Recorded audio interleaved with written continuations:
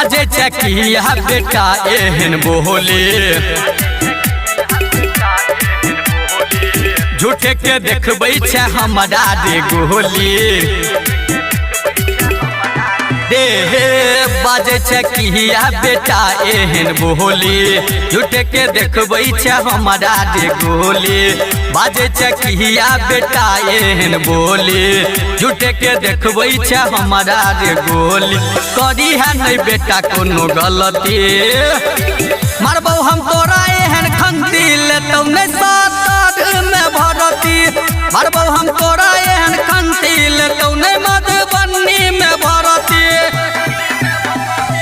बाजे चकिया बेटा एहन बोली झूठे के देखबै छै हमरा रे गोली करी है नहीं बेटा कोनो गलती मारबौ हम तोरा एहन खंती लेतौ नहीं सात में भरती मारबौ हम तोरा एहन खंती लेतौ नहीं मधुबनी में भरती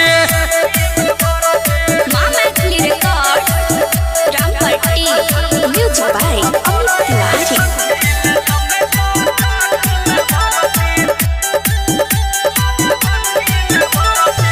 चलतौ ने बेटा तोहर कोनो रंगदारी सगो पभारी तो एगो Bihari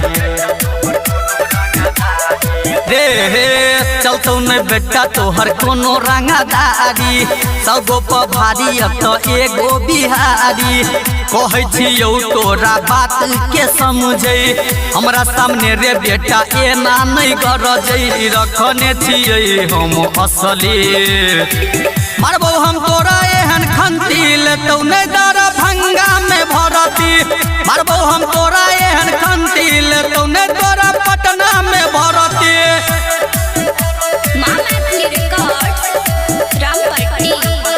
Music by Amit Tiwari.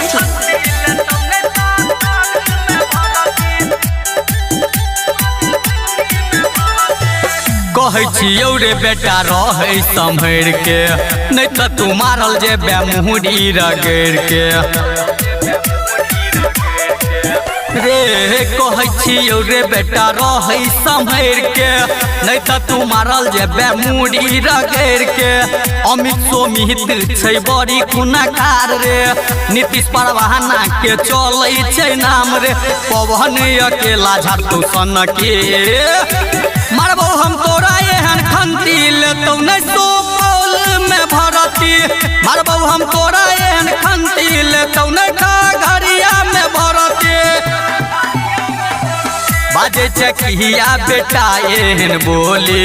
झूठे के देखबै छै हमरा रे गोली करी है नहीं बेटा कोनो गलती मारबौ हम तोरा एहन खंती लेतौ नहीं